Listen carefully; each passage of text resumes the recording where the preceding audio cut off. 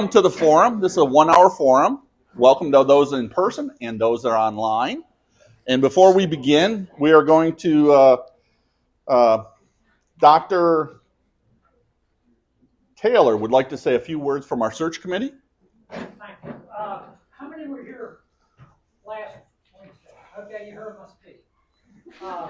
We do appreciate your participation, and we have received, I think, about 25 plus responses to the survey last week. So we would ask you to do the same today and also tomorrow. Be aware of the time limit on tomorrow, but we appreciate that, and your responses have been appropriate. Nobody has yet said, "I'll quit if you hire him." As we said, it is not a ballot. It is an opportunity for you to make suggestions and comments, and that is what you've done, so we really appreciate that. The other thing is, I think I mentioned the other day that between Dr. Johnson and myself, we've been on every campus of 58, and as I was driving back the other day, and I didn't get lost, so I saw those signs that said, "Welcome to Virginia," but as I reflected on that, I'm pretty sure we've done that. But I just want to make a comment. Don't know if any of your maintenance or housekeeping folks are in here, but our observation from your campus, from the grounds and the way they're kept for these facilities are really great. We know that for students to learn, it really takes a great environment. And that environment is not only the faculty or the staff, it's the grounds and the facilities themselves, creating an environment where people want to learn. So if any of your folks are in here, a shout out to them, or if you see them in the hallway or on the ground somewhere, tell them we talked about them and said good things.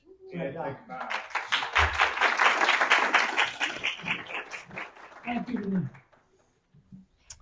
Well, let me first say, as part of our PCC presidential search, let's welcome Dr. Lee. And with that, Dr. Lee, would you take a few moments and tell us about yourself? I will, and thank you for the opportunity today. It is my absolute pleasure to be part of such an important opportunity for PCC. I know the camera guy says don't walk. I spent 23 years in classroom. I'm a pacer. Getting the pun? Been practicing that all night. Before I talk about myself, I would like to acknowledge all of Mike's work and his team that has done a great job. The entire process has been wonderful. And wherever Lisa is, she also has done a great job in coordinating everything for me. So with that, I want to start with not actually introducing myself so much. I'm going to talk about my wife here for a second before I go into myself. But my name's Kevin Lee, and it is my absolute honor to be here with you today. My wife is here to support me today, and I want to thank her for that. Her name is Jennifer Lee.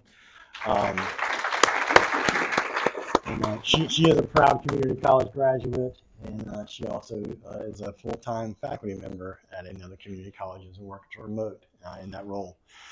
Jennifer and I have 3 boys, and 2 of which live in Kentucky, and 1 lives in Greensboro. And then we had Godwink, and lo and behold, we had a little granddaughter. And I did not know what to do after 3 boys, and then all of a sudden there's a little granddaughter. Poppy found the power of ice cream. So we have ice cream. We have ice cream for supper. We have ice cream for lunch. Sometimes it's for breakfast, but it's also around golf cart rides, and we do a lot of that too. And so that is our little family that we have. They are spread. We've got family basically from Durham. Sister-in-law and niece work at Duke Hospital, to Whitsett, to Burlington area, Greensboro. That's where our oldest son has a restaurant downtown there. Shameless plug. So that's our little family that we have, and it is a family affair, and that's why it's important. She knows what she's getting into, and that's why she's here, and I appreciate her support. A little bit about me. I graduated from a small rural school, Swansboro, North Carolina. One side of my family was made their living on a boat, shrimping, fishing, hanging nets. Other side of my family, they all made their money in tobacco farms. That's what we grew up with. I started tobacco farm. I started in the fields, topping sucker and working on the harvester when I was 14. And didn't really know what I wanted to do after high school. Graduated with about 50 people in my class, very small town. Not anymore, just for a record, if you ever go there. Traffic's crazy. But graduated from a small town and didn't really know what I wanted to do in life. So what does any young man do whenever he doesn't really know? He joins the military. So you join the military, they're going to tell you what you're going to do. And that's exactly what they did for me. So I went to Lackland Air Force Base in San Antonio, Texas, Wichita Falls, which is Shepherd Air Force Base in Wichita Falls, Texas. After getting out of the Air Force, I was kind of fumbling around with education and where I'm going to take it from this standpoint. And I went to Coastal Carolina Community College and majored in IT. Was a Phi Theta Kappa student, super excited, love what I did. I met a department chair, I shared this with the folks earlier, Yvonne Leonard. She's been there forever. I called her Mama Leonard back when I was there. She helped me out whenever I was working third shift and driving the forklift at Moen Faucets in New Bern. She helped me out with a textbook. I didn't know what a desk copy even was, and she gave me that. And she said, as long as you take my class and give me the book at the end of the semester, you come here. And so that was one of my first programming classes, and that hooked me on computers. Then I transferred from there and went to High Point University for my 4-year degree. That was in information technology as well. And that was not as big as it is now. Whenever I went there, they just changed from High Point College to High Point University. But they're doing great things. And decided to go work in industry after that. I was a database architect and database developer. That's what I did as soon as I had graduated with my 4-year degree. And then I started for my master's degree, just a life goal, wanted to do that. And along the way, one day, one of my supervisors came in and said, hey, we have an opportunity. I know that you went to a community college. Would you like to serve on an advisory committee for the community college? I have no idea what you're talking about. I don't even know what that is. I just knew it from the lens of a student, what the school does. They told me a little bit about what an advisory committee does for the department. Basically, they make sure that what they're teaching is what's used out in industry. I'm like, okay, I can do that. I can tell them what I do every day on the job, sure. So I did that and did that for about a year. And it's the community college way, right? If you do something good, they're going to ask you to do more. So next thing you know, that same department chair came to me and said, hey, you want to be an adjunct faculty member for us? You're finishing up your master's and stuff, right? I was like, yeah. He's like, how about I got a Monday, Wednesday night class, and I got a Saturday morning class from 8 to 12. I was single, a lot lighter, more hair, less gray. And I was like, sure, let's do it. So I did. And that Monday, Wednesday night class, it was an intro to computer CIS 110, and then I had a Java programming class on Saturday morning. The first time I saw a light bulb moment happen for my students, and if there's anybody in here, staff, faculty, that you've seen that light bulb moment come on for a student where they get it, and if you get hooked on that, that's a tough drug. And the first time I saw that student had never had a computer class, got it, I was done, and I knew it. I knew what my calling was, and I was like, wow, all I need is an opportunity. I love what I do. So I did that for about a year and a half. After that, a full-time position opened. And the department chair was like, hey, you're doing really good. You want to try this full-time? Sure, let's do it. And I did. I fell in love with it. I felt like I hadn't worked a day since.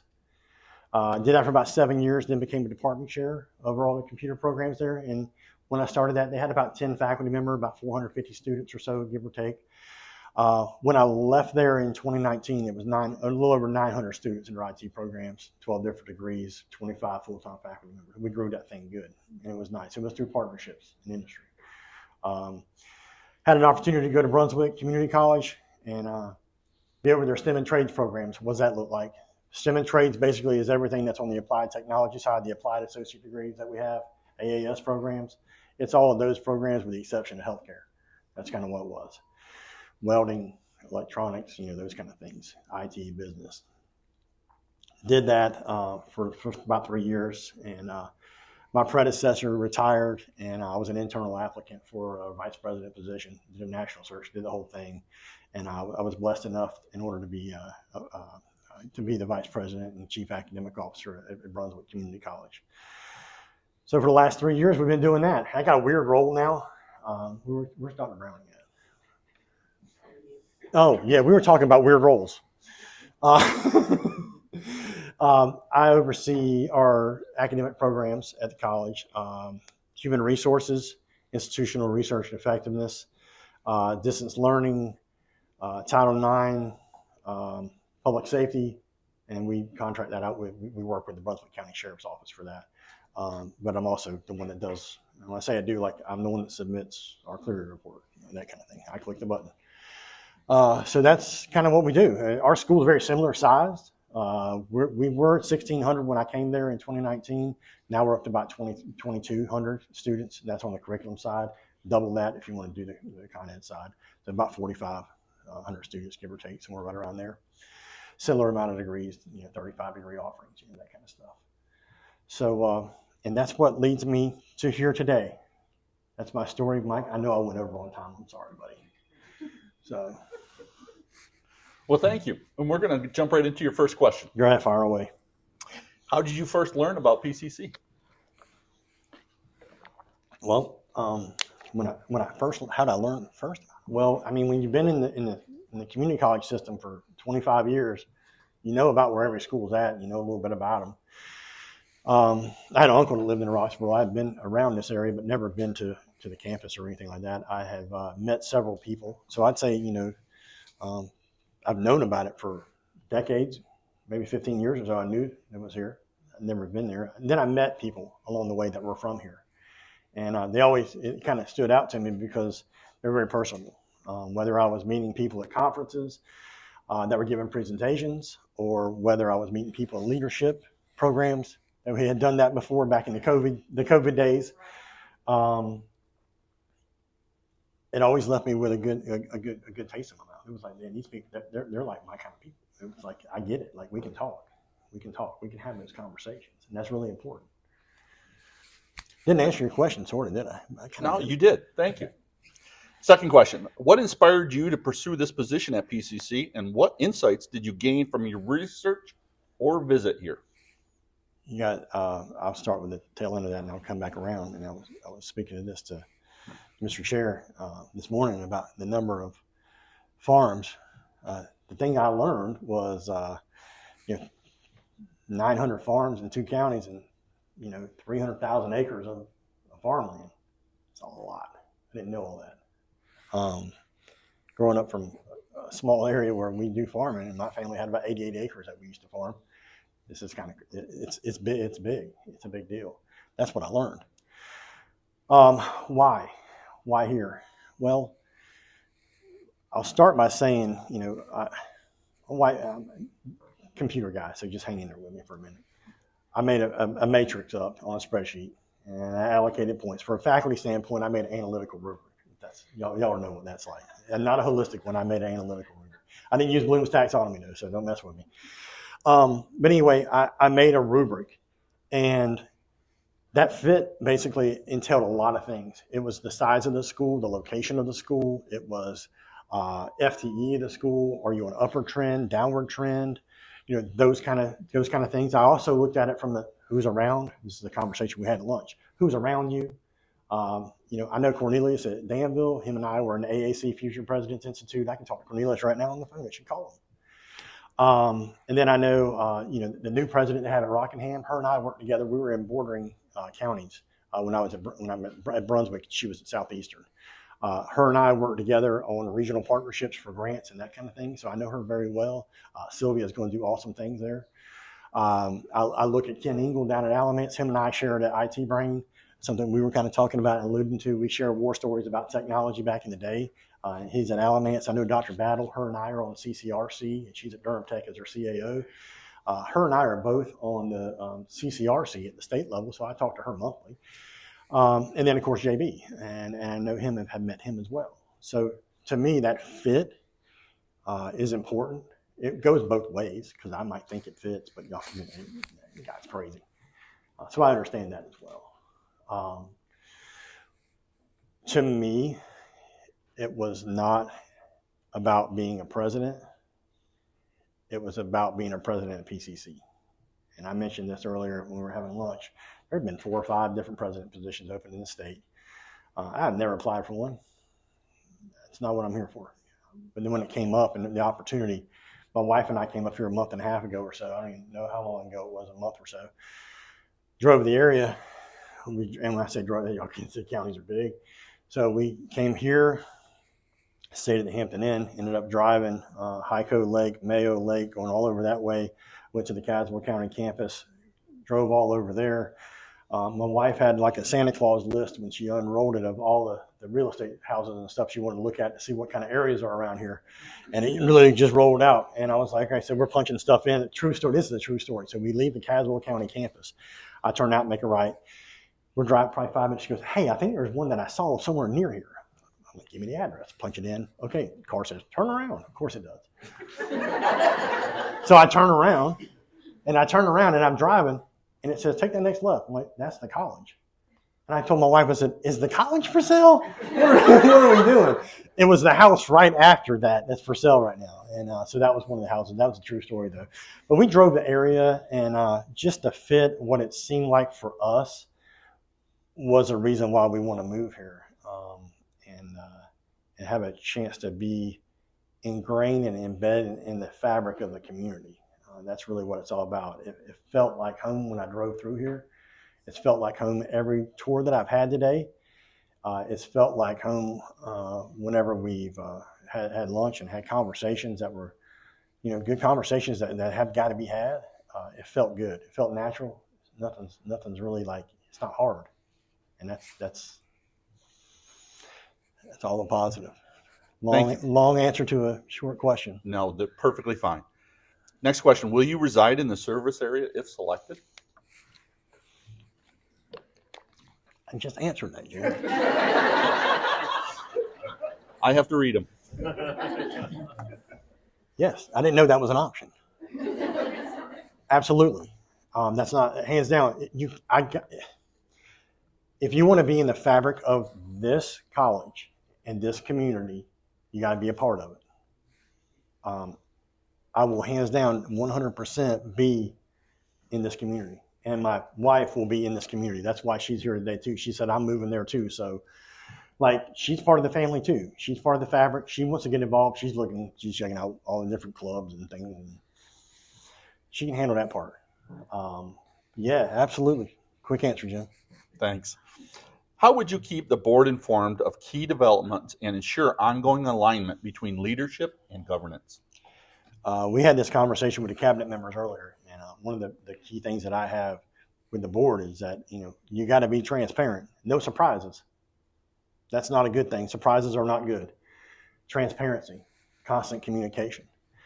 When I applied for this position, Mike had asked, and his company had asked for 5 references. I could put 5 board members down on there because I know, we talk that good. We talk all the time. Sometimes we talk about sports. Sometimes we talk about whatever. Sometimes we talk about work. It's just having that relationship and knowing it. That's how I would do it, through effective communication, making sure that we have alignment there, being transparent, and earning trust. And we mentioned that at lunch. It takes time to build that trust, but you do it through action. Thank you. Yes, sir. One questionnaire has indicated in their research that you serve on the innovative board at the Higher Education Research and Development Institute. How will your relationship with outside organizations impact your role as president at PCC? Well, the hope is that the way it benefits the college. HERDE is the Higher Education Research Development Institute, and they have a HERDE South, which is a national, and then you got to be a president to be on that one. Then they have a HERDE Innovate. HERDE Innovate is for vice presidents. So real simple what they do. They have a panel of vice presidents. They bring in vendors and startup companies and all that. And it's like a Shark Tank. So you get to go there and sit, and they'll pitch you it's all related to higher ed. Here's a problem, student retention. Well, here's a tool that we think can solve that. And they'll go and they'll try to sell, not really sell you, but they'll try to sell you on their idea so you get the stamp of approval from the organization that this is a great product. There's no money involved. You don't buy anything. It's just you give your opinion. So my thought, on serving on this committee, on this advisory committee, is I have a chance to see firsthand what's coming down the pipe before a lot of people may even hear about some of these things. So that's my relationship with them. If it benefits the college, then I want to be a part of it as long as it benefits the college. And for us, it's almost like you get they're giving their Shark Tank pitch to you, and it's like, yeah, that ain't gonna work for us. I can totally see that a mile away. It's from that kind of feedback to, I like your product, but man, your company name's going to have to change because I don't even know what you are. It's those kind of comments. That's the feedback we give these companies. I don't get paid to be on it. I don't earn any kind of salary or anything like that. So there's no conflict of interest or anything like that as well. There are several presidents on the Hurdy South side that do it. There are several vice presidents, even in North Carolina Community College system, that also serve on the Hurdy Innovate that I'm on. Thank you. Can you describe your experience with fundraising, obtaining grants, and managing them? Yes. So, how many people in here, if show of hands, if you're in the grant division of the college? Exactly. So we laughingly say that because you doubled up the size of where I'm currently at because our grants is this guy. I write them, follow up with them, report on them, that kind of thing. That's what we do. My experience with grants is we have done grants from the system office grants for startup grants. We've got them. We've done expansion grants. We've got a couple of those. We've done Golden Leaf grants. We've got some of those. And I say when we've done, like we applied, we did it. I could tell you all about specific ones. For example, we had a really neat, interesting concept. We wanted to start a dental assisting program. That was a need that the dentists have kind of said in our area, like, you need some dental assistants, because in Brunswick County, everybody goes there to retire. I'll say this, and I know I'm on YouTube. It's like my wife and I are like the only ones in our community from North Carolina. People come in from other areas because they're retired. Well, as you age, you're going to need more dental work. So dentist is a booming business in our area. We need dental assistants. So what we did was we got some startup funds to just start the program through a grant. And we collaborated with East Carolina School of Dental Medicine. It was right down the road. They were like a mile down the road, so we didn't have to buy a whole bunch of equipment to start up with. And we partnered and paired with them so we could offer dental assisting through Con Ed at night. And then what we did is we got the next round of funding for it and with the growth, and we wanted the expansion grant. So now we're going to expand it. We expanded it from Con Ed, the DA1 program, to a curriculum program. Which, we had to wait for accreditation. You know how it is on a curriculum program. You can't just flip a switch and run it. So we had to go through SACS with the prospectus and all that stuff while we're running the Con Ed class. Once we got all of our SACS approval, we then were able to go through DANBY, the Dental Association National Board. And DANBY then it takes another year for that accreditation to happen. So in the meantime, we're doing that. And then we get our expansion grant. So by the time we're ready to go, expansion grant hits the same time that the program launches on the curriculum side. And we actually use that expansion grant money to buy equipment so we can now offer that program at day and night on our campus and not having to use the East Carolina School of Medicine. But they were a great partner, and we still use them. Great partner. And so, yeah, NSF grants, state grants, Golden Leaf grants, written them, the whole grant division. We wrote them all. It was fun. I feel like you may have answered this one, but the next question is, do you believe it's essential to pursue competitive grants? No. Absolutely. I'm very aggressive when it comes to grants, but there's a catch to that. Thinking about, does it align strategically with what the college is trying to do? We're not just throwing spaghetti against the wall and trying to say, hey, well, there's money, let's go use it. Now we'll figure out where we got to spend it. We're not looking for solutions that are just looking for a problem. That's not what we're doing. So does it strategically align with what the college is trying to do? And then what are the caveats to the grant? Are there matching funds? It's like that $1 million sounds good, but oh, by the way, you got to match it with $500,000. Where are you going to get $500,000 from? So yeah, but all that being said, if it matches up with what we're trying to do as a school, we're going after it. Because that ramps up the speed of process. We had a whole conversation about how are we going to develop all these things great things that you guys currently have going on. And we mentioned Good Bones, right? There's so many great projects, but they're going to take years through state funding. You got to have to get special allocation funding. And I've been at my representative's seat, pounding the table for special allocation. And got them. We got $20 million. My president was right there. We just had the justification, and him and I as a team, that's what we did. So I hope that answered the question, sir. It did. Thank you. What experience do you have with budgeting and financial management in higher ed? I've had a budget that I've been responsible for since 2008. It was a little over $2 million. And that was the startup budget that I received when I became a department chair over IT programs. So I know what an XDBR screen report is. I can promise you that. And I can read your vote codes, and I know what account numbers we are, and I know what your unit numbers are. So, I mean, I get all that. So, yeah, managing budgets, right now I'm doing 12, 15 million or so. With all the areas that I told you that I oversee, we have those budgets, and we got to be accountable. I typically, run, it all depends on what area it is, but, we can typically run that thing up to 97, 98%, that kind of thing, to make sure that we're on task. I've never been over budget. I kind of get mad, and I always did this as a department chair too. Maybe I'm the only one, but I would do so good on my budget. I thought I did so great. And then somebody across the school would blow theirs out of the water, and they'd take from me because I did my job. I remember that, and it never felt good. So I just had a little bit of a problem with that. So we try to make sure everybody's keen on what they're doing with their budget. I hope that answers your question. It did. Thank you.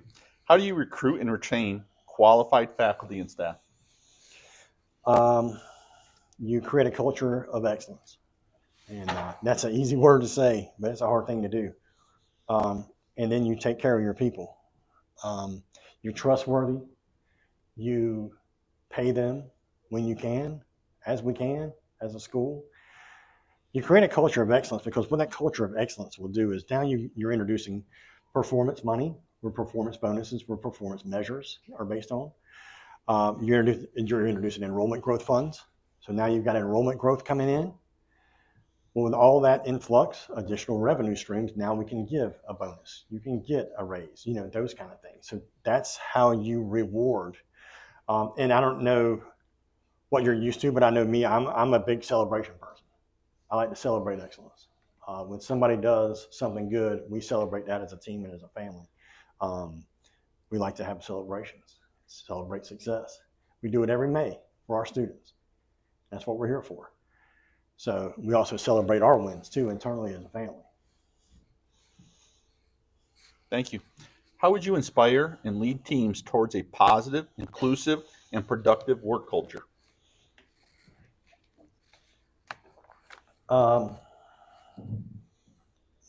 People that had lunch with me, I'm sorry, I sound like a broken record. Communication, right? When you're talking about it, it starts with communication, being an effective communicator, making sure that your communication is something that aligns so the goal, the end goal. Why am I doing this? And that's always the thing that comes up. Why do they want me to do that? Understand the why behind things, super important. And again, not to harp on it too much, but then to celebrate those successes and understand you just got to have that transparency. Yeah. Did I answer all the question? Sure. Okay. Sounds like sure. Sure. What experience have you had building partnerships with local industries, and how did you build those? If I say communication again, is that going to get me tossed out of the room? You gotta go out there and you gotta get on the pavement and put boots on the ground and have these relationships, with these companies. When there are business industry development boards in the counties, you've got to be a part of that. You got to be at the table when those players are here. You got to make sure that what you're doing matches up with the alignment of the community. That's who we're here to serve. So to make sure, I'll give you an example. We had there was a company, I'm not going to say them by name, but they were located on the West Coast, and they were at one of our county councils, if you want to call it that, development boards, and they were wanting to come to the county. It was going to be a significant impact to the county as far as jobs and as far as revenue. And we're working through all this, and the questions start to come up about the support of the community college. What are you going to do to support? How are we going to train our folks? This is a skilled trade. Basically, what they do is they have CNC machines that make very, very small pieces of metal that go in your heart, like in your aorta and in your valves and that kind of stuff. So that's kind of what they do. It takes specialized equipment. Well, once they signed their deal and they said, we're going to come, they did all their things with the county commissioners and everything. We then sat down at the table with them as a college and we're like, hey, we're coming to California. We want to see what you got. And we went out to California, showed them what we had. We learned about a 6-axis CNC machine that nobody else had, and we looked at that and was like, that's $400,000. That's a lot of money. We then ended up writing a grant for that through Golden Leaf to support it, because what we did on the way out the door was tell them, we got you covered. We got that company covered. Company ends up sliding over to the East Coast, coming to Brunswick County. And I remember the words that the owner actually said. He said, we didn't get that kind of a reception and that kind of support from the college, but it was right down the street from us for a while. And that's saying something. That's those relationships that you build, though. You build relationships where they can count on us. Community. It's the second word in the name of the school. You got to have that. And we build that through partnerships. Thank you. How would you ensure PCC stays relevant with state, local, and federal issues? You got to have your finger on the pulse. I serve on local boards at the state level, like I mentioned earlier. Locally, I'm with our Brunswick County schools. I have a monthly meeting with the superintendent. I have bi-weekly lunches with the assistant superintendent. Understanding what's going on in the school systems is very important. They're a pipeline. When we're talking CCP and dual enrollment, early college, you got to have those relationships to make sure that you're meeting their goals. After that, from a state level, you got to have your finger on the pulse. Again, that's why I'm in groups like the CCRC. That's a curriculum committee at the state level, to make sure that if there are new program changes coming down, I got to have my finger on that and understand what's going on. What are they going to, is there anybody here in developmental education? Anybody that's in here? I was going to say, I feel like they do the developmental ed model. I think they change that about every 4 years, it seems like. So knowing that that's coming down, and what are we going to do? Prerequisite model, co-requisite model, just seeing what the options are to be able to relay. If I talk about the reason why communication is so important, when you get that kind of information down, you got to talk to your folks about it. How is it going to impact us in college? At the federal level, right now we're doing, I shouldn't say federal level, but at state level, also House Bill 8 with accreditation, changing that. We just went through our 5th year interim report. We got a phone call 2 weeks ago, and that phone call was, you guys are all clear, no findings. Great, that's great news. Now we're flipping over, we're getting ready to change accreditors because we had to do that because of House Bill 8. So we're in the process of now taking those steps to join Higher Learning Commission. At the federal level, I serve on the Student Success Committee for the American Association of Community College. And that commission is a 3-year obligation. But we are working and advocating right now to ensure that we can get Title IV funding for workforce students, make sure that Pell Grant, they're Pell eligible for workforce. That's important. Our non-credit students need Pell just as bad, if not more so, than our curriculum students in some cases. So we want to make sure that we serve all students. That's what we do. We serve all of our students. So that's part of the state, local, national focus. Thank you. What would be your vision to continue the growth in student enrollment at PCC?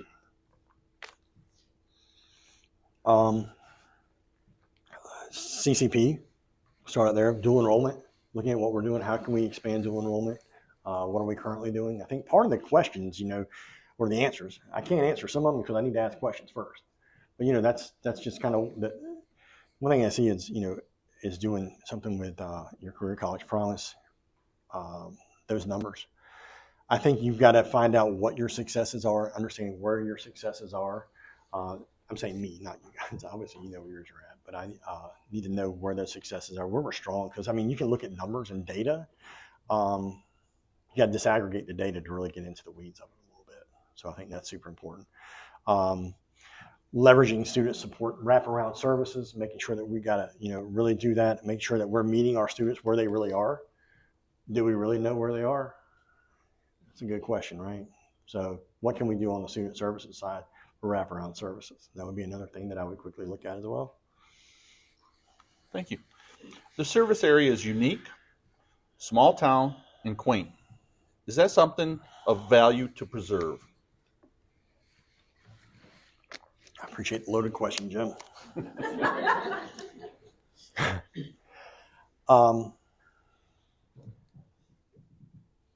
So my wife and I mentioned that we came about a month ago. How many have been to Kohl's before in Uptown? hot dog farm at the pharmacy. I met a gentleman there. He was serving a hot dog for us, and he was also running orders and prescriptions. And I talked to him and asked him what he was doing and how did he get set up with this. He's like, I'm a third generation pharmacist. And he said, I went to High Point University. I said, nah, come on, man, I did too. Let's talk. So he's like, yeah, I'm at High Point University. And I'm finishing up pharmacy school right now. And I'm like, talking to him, I'm like, so why did you want to do that? And he said, this is what I've always wanted to do. I'm like, okay, I get it. We walk across the street and go to Carol's, if you know where that's at. Miss Carol and I have a conversation. First, we started talking about how to properly. Well, we were talking about potato farming, to be honest with you. We were talking about how to dig potatoes. She had her way, I had mine. We were talking about it. She's right though. I'm not. My wife spent way too much money in Carol's, and she will attest to that. We had a good time. I say those stories to you because there's a culture there. And there's some things that, from a preservation standpoint, when we walked around and we went to a lot of different places in Uptown over several days, I met people from Hillsborough. I met people from South Boston. I met people from Danville. I didn't meet hardly anybody from around here except for about 25,000 little crazy dancing girls because they had a competition going on at the Kirby. And it was insane. It's like the population quadrupled that weekend with little girls. So some things, preservation, absolutely. You've got to preserve the things. That was a draw. From an economic standpoint, economic mobility, economic development standpoint, there are people that are coming to these places from outside town. That's a draw. I also know that I'm not here to make a farmer shut down their farm. That's not my job. I don't do that and move things out and change history. There's a reason why we have zoning. There's a reason why we have elected officials that handle those kind of things. I don't do the political thing. I do what's right for our community, and that's my stance on it. There are some things that are definite draws. Though I can tell you, Miss Carol's a pistol, man. She's all right. So, thank you. How would you envision creating community-centered activities on campus? Well, I mean, I saw some today. Camps. Is that what you're kind of referring to, like some camps and some things like that? Any type of activities. Oh, yeah. I mean, you got to involve the campus is open. We've got to have a campus that's open to our community so they can see all the great things that we're doing. How better to advertise than to draw people in? You get them here, show them all the things, sell them all the things. It's like you go for the oil change and then you get upsold. And next thing you know, you got new tires and everything else. I'm not saying to upsell our students, but let them know what we got, all the opportunities. We're about one thing here, and it's so simple. We knock down barriers for our students. We provide opportunities that would not otherwise exist. That's it. So how can we do that? We put it in your face.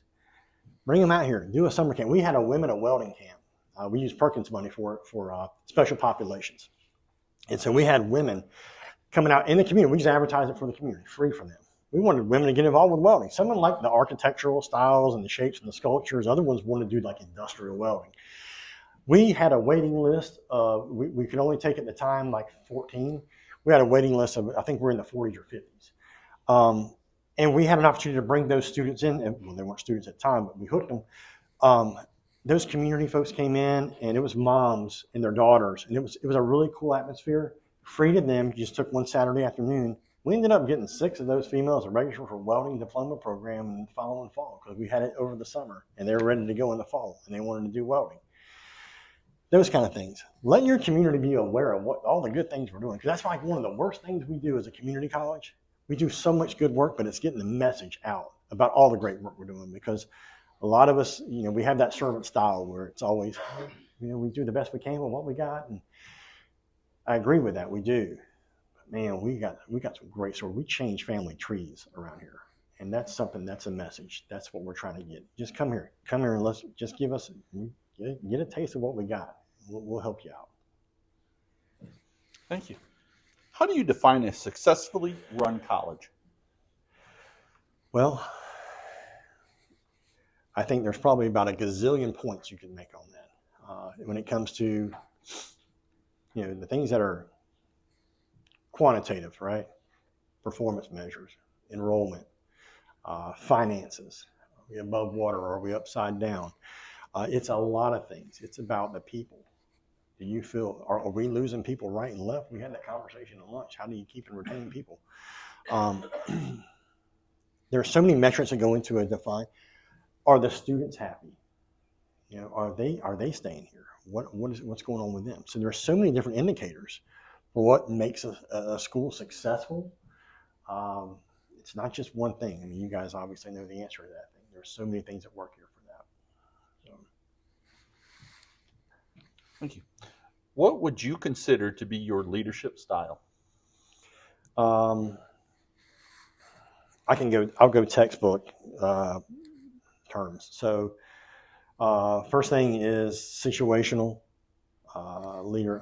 It's one of those things where if I need to be a democratic leader, I can be a democratic leader. We can all come together at a table and talk. If a decision needs to be made because there's a time or something like that, I can be autocratic too. I'm a servant leader. I'm not going to ask anybody to do anything that I haven't done or I'm not willing to do. That's my number one. And then with that also comes with servant leadership. I'm probably going to answer one of these here. I'm trying to get ahead is what I'm trying to do.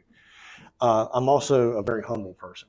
And I mentioned this to our lunch group. That's one of my downfalls is that I'm really humble. And that's because I'm a servant leader. It's about the team. It's about the we, not about the me.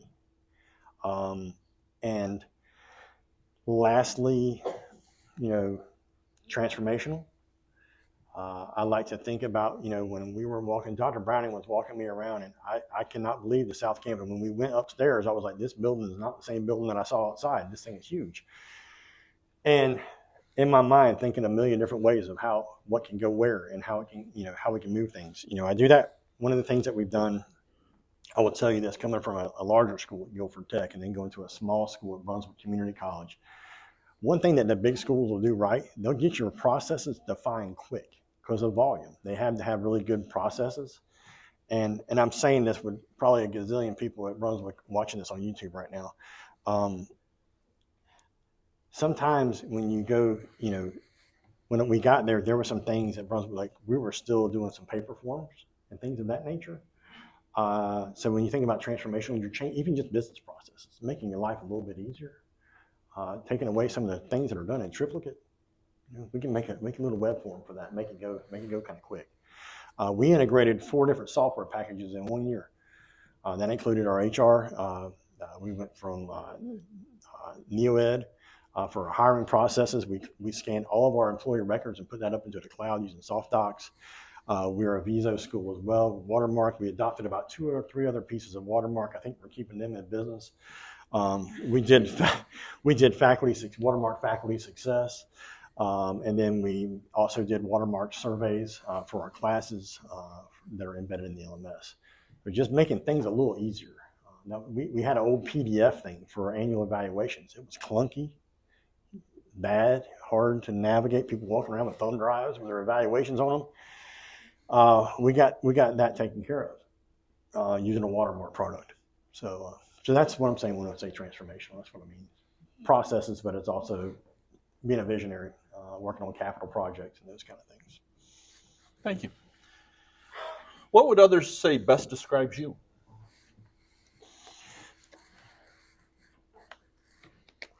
You should ask them, Jim. You should ask them. No. I would say that they would say that they'd say I'm probably humble. They'd say I'm kind. I'm authentic, very transparent, a clear communicator. I like to have a good time. I like to have fun. We're around each other way too much and I have fun. I mean, I laugh because my wife's here. I spend more time with my president than I do my wife. It's weird. It is. But seriously, those are the things, like, we got to enjoy each other's company.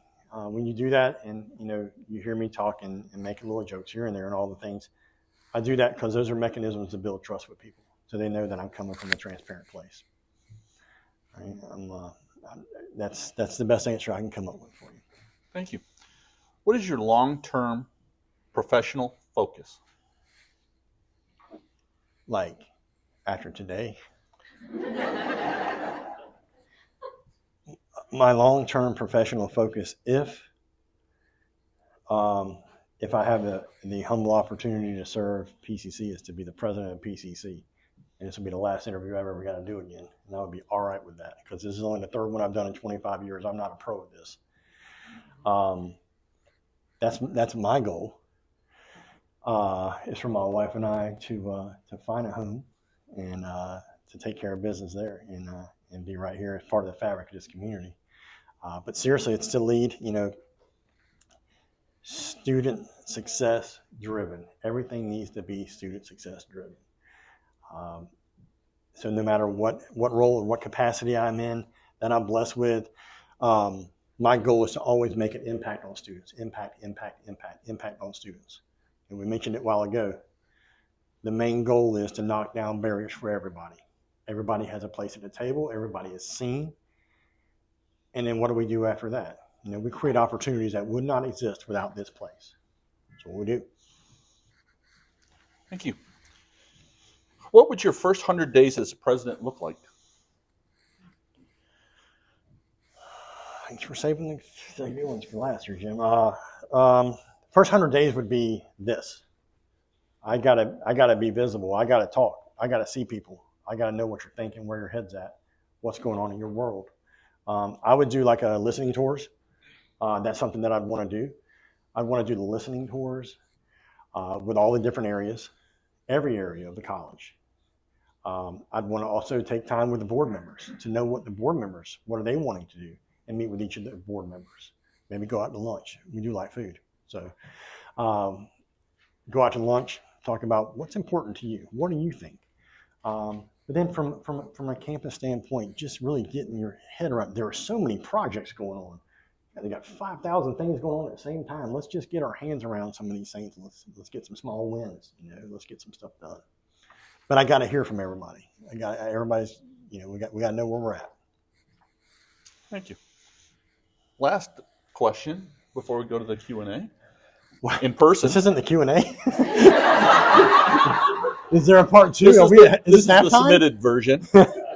How do you define success in 2025? How do you define success? I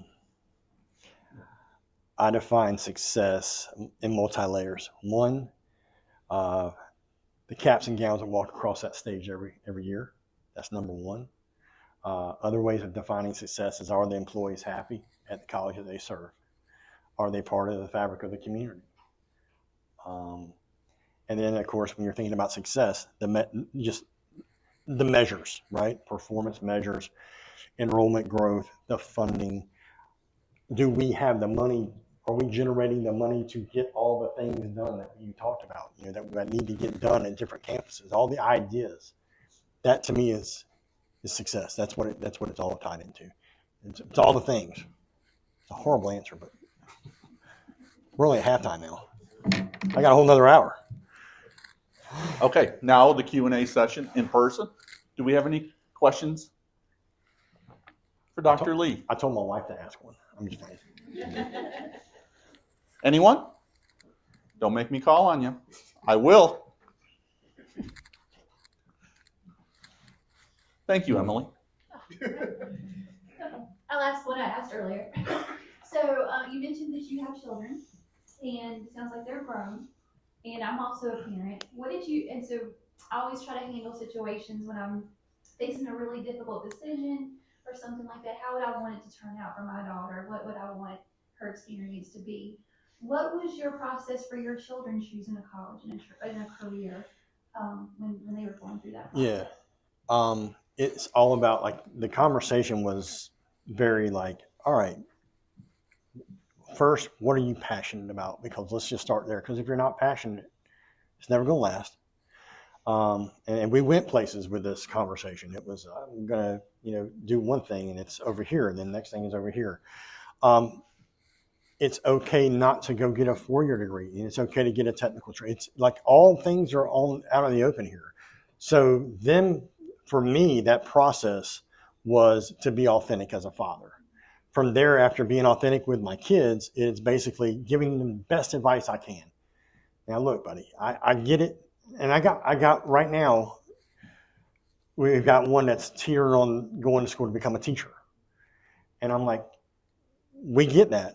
You want to teach and all the things. Here's what you're going to be up against if you don't have scholarships. And this is going to be, we're going to help you as best we can. And this is what your salary is going to be. He's like, you mean I'm not going to make like 175? I need at least 175 a year, Daddy. I go, buddy, bad news. We have our oldest son. He went to school for political science. That's what he loved debate. I wish he was up here with me right now. He's what I need. He would debate with his history teacher in high school. And they would have you can't, buddy, that's not a debate. That's a historical event. You can't, but I just don't agree with it. So political science was great for him. He now runs a restaurant. You can always pivot. You're not locked in. You're not locked in whatsoever. So I'm just authentic to my kids, and I try to give them all the advice I can. Are they going to take it? Dr. Bohan was talking about his son at NC State and the fun that he had with that experience. Doesn't always work out exactly like you think it's going to, but as long as it works, we all get to the same goal. We might just take a different path, and that's cool. It's okay. No harm, no foul. Low risk. Thank you. Anyone else? Questions?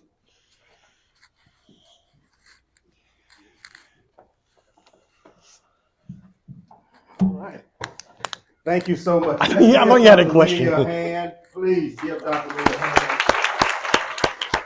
I thought you had a question. I said, we've been talking all day. How do you have a Yes, he wouldn't do that to you, I don't think. Thank you, Dr. Lee, for taking the time out of your busy schedule to be with us. We know you had prepared for this, but more importantly, thank you, Jennifer, for coming here and showing that you want to be part of the team. I know it's a plethora of things that you're going to be doing today, but being here with us really means a lot. And then on top of that, you all coming here for last month to go down to Caswell County and go around and visit. That says a lot about your intentions, and we truly appreciate that. How do you all like his tie? Hey. Is that great? Okay. Yeah. As I told you all before, you all the stakeholders. You all are the stakeholders. I need for you all to ensure that you go online and fill out that survey. It's so important. What you say makes the difference, okay? What you say makes a difference. So again, thank you for coming and being here. If there's no other questions, we're going to take and then we're going to go over here and we're going to beat him up pretty good. The board will, and we'll see how he survived that. Thanks a lot. Yeah, absolutely. Thank you, guys. I really appreciate the opportunity. Thanks, Dr. Lee. Thanks, Dr. Johnson. We appreciate it.